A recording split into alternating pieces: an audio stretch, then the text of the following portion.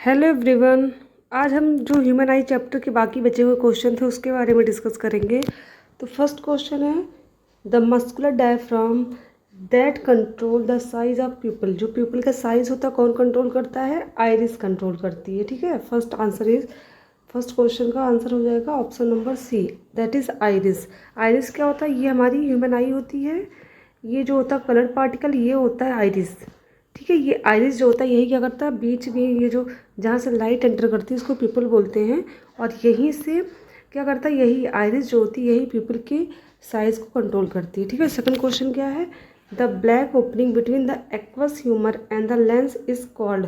यानी कि जो ब्लैक ओपनिंग होता है एक्वस ह्यूमर और लेंस के बीच का, ये हमारी जैसे आँख, ये हमारी क्या है, आई है। यहाँ पर क्या होता है, एक्वस ह्यूमर भरा होता है और यहाँ पर क्या होता है, लेंस लगा होता है। तो बोल रही है जो एक्वस ह्यूमर होता है और लेंस होता है, इन दोनों के बीच में जो ओपनिंग होती है क्या कहते हैं? उस ओपनिंग को कहते हैं कॉर्निया। ठीक है, उस ओपनिंग को क्या कहते हैं? कॉर्निया कहते हैं। कोई कॉर्निया से ही क्या करता है, लाइट एंटर करता है। Third question is near and far points of young person normal eye respectively are.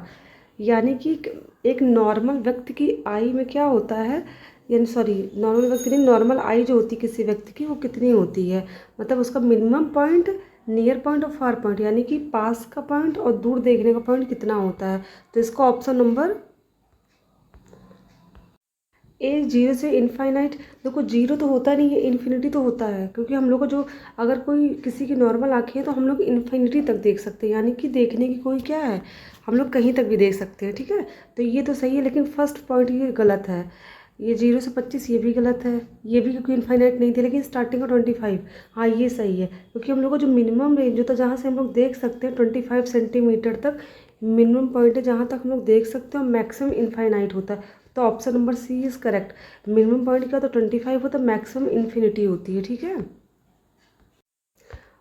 Question number 4 क्या है? The defect of vision in which person is able to see distant object distinctly but cannot see nearby object clearly। यानी कि vision का ऐसा कौन सा defect है जिसमें व्यक्ति दूर की चीज़ें देख सकता है बट पास की चीज़ नहीं देख सकता। ठीक है, यानी कि दूर की चीज़ देख सकता है, यानी कि उसके पास क्या है, फार, यानी कि दूर वाली दिक्कत है, मतलब है उसके उसमें नाम में।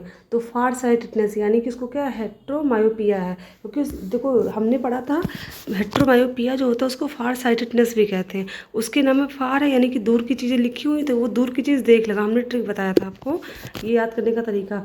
तो वो हो जाएगा फार साइटेडनेस हो जाएगा। ठीक है, फार साइटेडनेस को क्या कहते हैं हम लोग? हाइपरमेट्रोपिया भी कहते हैं। तो दोनों ऑप्शन, और पहले का लॉन्ग साइटेडनेस, तीनों, यानी कि तीनों ही ऑप्शन सही होगा। क्यों सही होगा?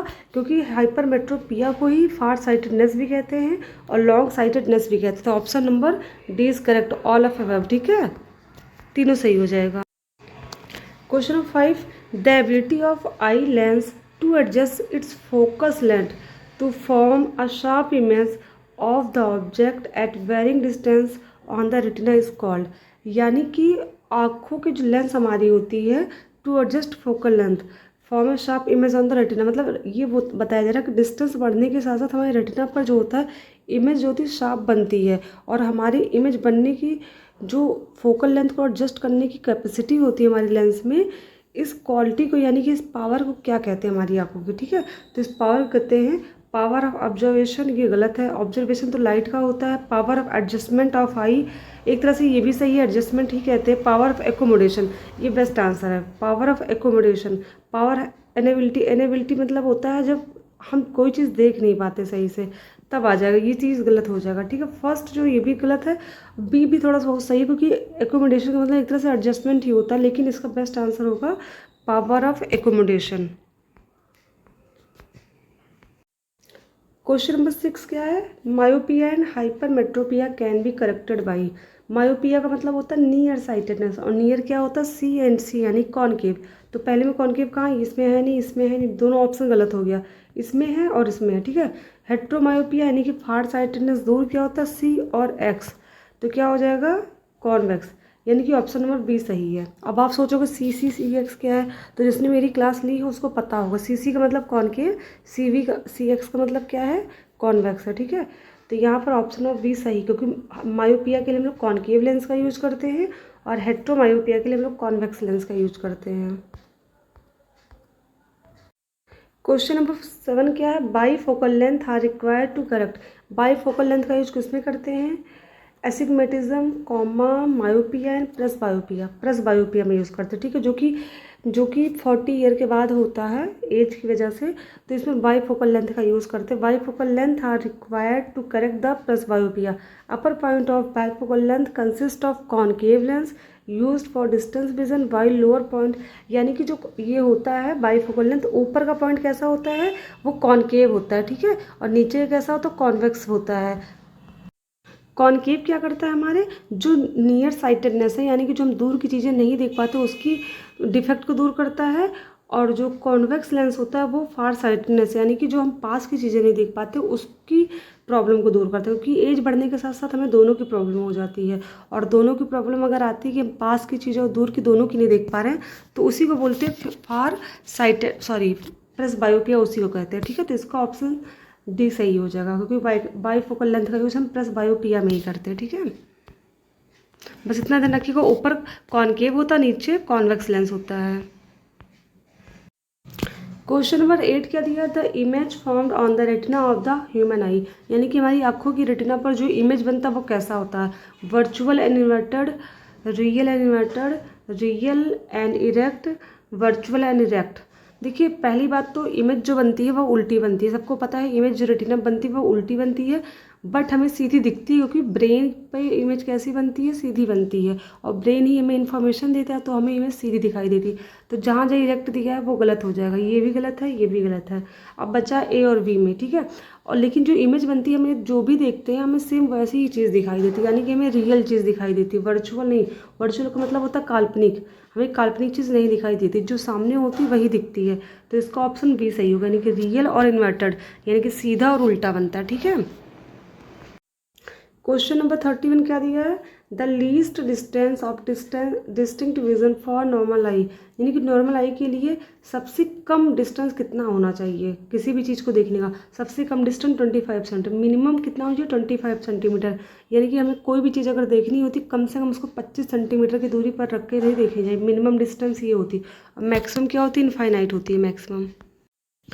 नेक्स्ट क्वेश्चन कहते हैं, the amount of light entering the I can be controlled by, यानी कि हमारी आंखों में जो लाइट एंटर करती है उसको कंट्रोल कौन करता है, आइरिस, ये तो करता नहीं, ये प्यूपिल के साइज को कंट्रोल करता है, कॉर्निया भी नहीं करता, कि कॉर्निया से मैक्सिमम लाइट जो होती है वो अंदर एंटर करती है, सिलरी मसल भी नहीं करता, ये करता है लेंस को सिलरी मसल जो होता है वो लेंस को कॉन्टैक्ट और रिलैक्स करता है। प्यूपिल, जो प्यूपिल होता है वो हमारी आंखों में कितना लाइट एंटर कर रहा है उसको कंट्रोल करता है। नेक्स्ट क्वेश्चन क्या दिया गया है, the defect of vision in which the image of near by object is form behind the retina, यानी कि रेटिना के पीछे इमेज का बनना किस डिफेक्ट की वजह से होता है। तो इमेज देखो रेटिना पर बनता है, ठीक है, इमेज रेटिना पर बनता है, इमेज रेटिना के जब आगे बनता है तो यानी कि हमें नियर साइटेडनेस होता है, यानी कि हमें पास की चीज़ें दिखाई देती है, यानी कि वो मायोपिया होता है। लेकिन इमेज जब रेटिना के पीछे बनता है तो वो होता है फार साइटेडनेस, फार मतलब होता है दूर, ठीक है, यानी कि हेट्रोमायोपिया होता है। तो यहाँ पे बिहाइंड बोला यानी कि पीछे बोला, रेटिना के पीछे, यानी कि फार साइटेडनेस होगा, यानी कि हेट्रोमायोपिया, यानी कि ऑप्शन नंबर सी सही होगा इसका, ठीक है। अगला क्वेश्चन है, name the part of our eyes that help us to focus near and distance object in quick succession, दिया कि मतलब हमारी आंखों का ऐसा कौन सा पार्ट है जो हमें फोकस नियर और डिस्टेंस, यानी कि पास की और दूर की चीज़ें जो रखी होती है उनको फोकस करने में हेल्प करता है। तो सीलियरी मसल जो होती है वो देखो, हमारा लेंस जो होता है उसके फोकल लेंथ को घटाने बढ़ाने में कौन हेल्प करता है, सीलियरी मसल्स करती हैं। तो इसका आंसर क्या हो जाएगा, सीलियरी मसल। सीलियरी मसल जो होती हैं हमें पास की और दूर की चीज़ें देखने में हेल्प करती है, क्योंकि हमारे फोकल लेंथ को चेंज करने में हेल्प करती हैं। फोकल लेंथ अगर हमें दूर की चीज़ें देखनी है तो बढ़ जाती है, और फोकल लेंथ अगर पास की चीज़ें देखनी है तो घट जाती है, ठीक है, और ये सीलियरी मसल ही करती है। नेक्स्ट क्वेश्चन क्या दिया है, name the part responsible for the power of accommodation of human आई, यानी कि एकोमोडेशन का मतलब होता है एडजस्टमेंट, हमारी आंखों के एडजस्टमेंट करने में, यानी कि एकोमोडेट करने में कौन सा पार्ट बहुत मतलब इंपॉर्टेंट होता है। या फिर क्वेश्चन ऐसे आता है, name the component of I that is responsible for the adjustment of eye lens, यानी कि आँखों की लेंस, यानी कि आँखों के पावर को एडजस्ट करने में, यानी कि एकोमोडेट करने में हमारी आँख की कौन सा पार्ट जो होता है बहुत इंपॉर्टेंट होता है, वो होता है सीलियरी मसल। सीलियरी मसल का मेन काम होता है आई की जो लेंस होती है उसको फोकल लेंथ को घटाना बढ़ानी, यानी कि एकोमोडेट करती है, एडजस्ट करती है। हमें दूर की चीज़ देखनी, पास की चीज़ देखनी, उसको देखने में हेल्प करती है, एडजस्ट करती है हमारे लेंसेज को। ठीक है, तो इसका आंसर सीलियरी मसल होगा।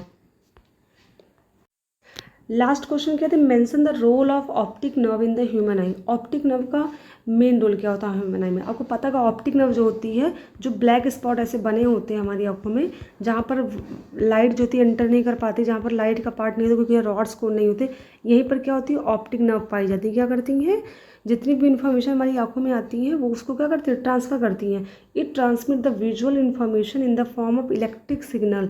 जो विजुअल इन्फॉर्मेशन हमारी आंखों पर आती है उसको इलेक्ट्रिक सिग्नल के फॉर्म में इसको ट्रांसफॉर्म कर देती है ऑप्टिक नर्व, और ट्रांसफॉर्म करके कहाँ पहुँचाती है, ब्रेन तक पहुँचाती है हमारे। ठीक है, ब्रेन के तक पहुँचाएगी और ब्रेन फिर हमको इसकी इन्फॉर्मेशन देगा कि इमेज कैसा है कैसा नहीं है। ठीक है, तो थैंक यू क्लास।